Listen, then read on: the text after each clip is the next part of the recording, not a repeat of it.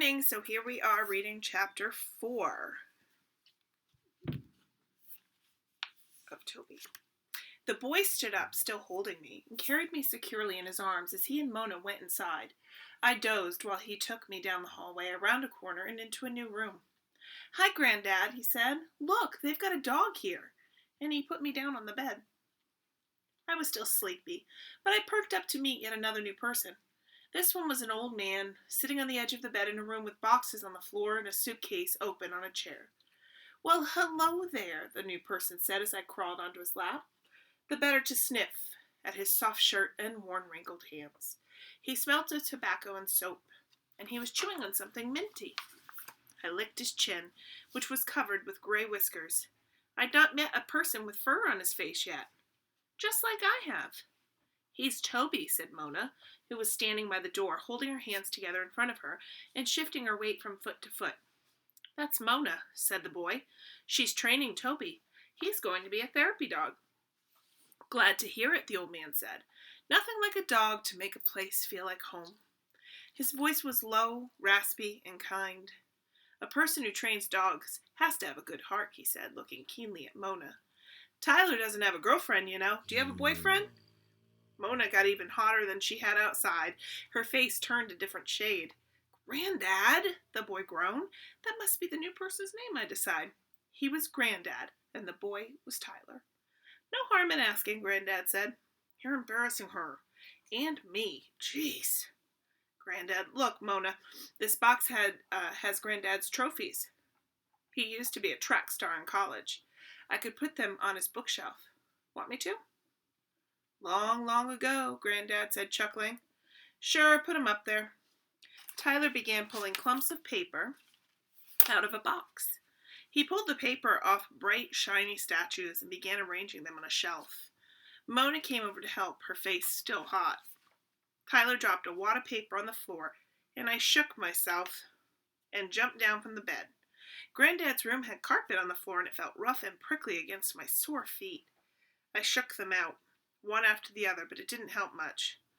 "Oh, Toby, what are you doing?" Mona laughed. "You look so funny." Even though my feet were bothering me, the crunchy, rustling paper was so interesting, I put that aside for a moment. The paper didn't need to be chased, it just lay there. Still, those noises it made, exciting. I stalked toward a clump, crouched low, paused to make sure it wasn't about to run away, and leapt. Once I had my teeth in the paper, I shook it hard, and it made more of that noise. I growled to show it who was boss. Tyler and Mona laughed. Granddad chuckled. "Tyler's going to be a track star, too," he told Mona, following in his grandfather's shoes. "Yeah, well..." Tyler's voice trailed away as a woman came in the room wearing jeans and a jacket. "Dad, how about heading down to the cafeteria for lunch?" she asked. Sure thing. "Hey, this lovely young lady helping with my trophies is Mona. She's a dog trainer, so I hear." "Hi," Mona mumbled. "Well, nice to meet you." The woman went to a sort of metal cage that was against the wall and brought it over to the bed for Granddad. I had started to learn that people in my new home leaned on these cages sometimes when they walked, but they could go in and out of the cages as they pleased, so the cages were not like the pen where I'd once lived with my mother. People, I was already starting to learn, can do many things that dogs cannot. "Well, I'll just finish up the trophies," Tyler said. "I'll come after you in a minute." The woman and Granddad left the room. I stayed with Tyler and Mona and the paper balls. "So, you run too?" Mona asked, setting the last trophy in its place. Wrestling with the papers had tired me out. I flopped down on the floor. It was a relief to get my itchy paws off the prickly carpet. I didn't have the energy to chew on them at the moment. I closed my eyes. "Yeah, kind of." Tyler sounded worried. I opened one eye for a quick peek at him, but I could not see any threat, so I closed it again. The thing is, I'm not really good. I get tired so quickly, but Granddad likes the idea of me running, so I don't tell him. "Anyway, want to come to lunch with us?" Maybe another time." I felt Mona reach down and scoop me up. I didn't even open my eyes as I snuggled deep in the warmth of her t-shirt. "Toby's so calm right now. There's someplace I want to take him. I'll see you later, okay?" Mona carried me to the hallway, where she went one way and Tyler walked off the other. I drifted off to sleep as she carried me and stirred when I could tell she had stopped moving. Toby, wake up, little guy, she whispered. I could smell we were in a different part of the home, a place I had not explored yet. Everything here was so quiet. There was a new smell in the air. Nobody was walking around using metal cages or long sticks they called canes. My nose twitched. I did not know what the smell was, but it was different from anything else I'd ever encountered. It did not smell delicious, like something to eat. It did not smell harsh enough to make my nose sting, like the water that the people use here to wash the floors. It did not smell as if it needed digging, like dirt and grass outside, or as if it needed chasing, like furry animals. It smelled quiet. That's all I could think of. And that quiet smell was all around. This is the hospice wing, Toby, Mona told me. Her voice was quiet. She began walking up and down the hallway with me. Sometimes we passed open doors. Each room had a bed. People were lying in some of the beds, and they were quiet. People come here when it's their time, Toby, Mona told me. My mom explained it to me. It's not as sad as you think, really. It's a peaceful place. Families can get together while they're waiting for the end. She walked a little while I lay in her arms. I just wanted you to see this, to start getting used to it. You're going to do good work here, Toby. I know it, Mona told me. She kissed the top of my head. It's not just how calm you are. It's the way you love people. You love everybody you meet, and that's what the people here need. I yawned. Sleepy little puppy, she hugged me. Okay, I'll take you back to bed. The bed that Mona carried me to was a round cushion in a small room near the front desk. There were shelves in this room with boxes and containers on them, and people came in and out all day to get what they needed.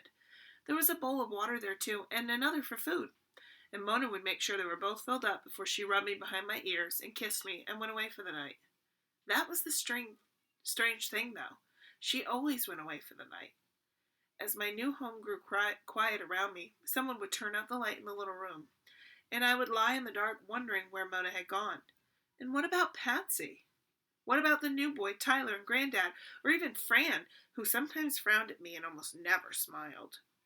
With no people and no treats and no fascinating new smells, this was the time when my feet itched the most. I lay in my bed and gnawed at them, and I thought about all the people I met in my new home. Which one did I belong to? Who was my new family? At first, I thought I belonged to Mona and to her mother, Patsy. That seemed to make sense. They were the ones who'd taken me from the ranch, and my mother. They spent the most time with me, and I always felt love in their hands and heard it in their voices. But when they went away and left me at nighttime, and I was sure, but then they went away and left me at nighttime, and I was sure family was not supposed to do that. What about all the other people?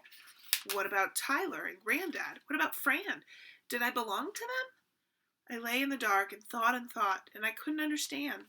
Night after night, I chewed harder and harder, nibbling on the tough, leathery pads of my feet, tugging with my teeth at the tufts of hair growing between my toes. It didn't make the itch go away, but I couldn't stop. One night, a few days later, after Mona had taken me on a visit to the quiet place, I chewed so hard that I tasted blood. Now my feet didn't just itch, they hurt. But I still couldn't stop my teeth from gnawing on them. Blood dribbled on the pillow I slept on, and I wondered if Mona or Patsy or Tyler would be angry about that. People didn't like things that spilt on the floor. Every time I left a puddle, someone would fuss over it to come wipe it up and hustle me outside. But no one was here to do that now. I wish my mother was nearby to curl up around me. I wish Mona were here with her gentle hands, or Patsy or Tyler. I wished I were not alone. I whimpered a bit, but no one was there to hear me. So that is the end of chapter 4. That was a pretty sad chapter at the end there. I feel bad for Toby, but he's alone. I wonder what you think about that. Make sure you do your reflection sheet, and at the very last question, this would be a chance for you to maybe change something in the story. Who knows? Thanks, guys.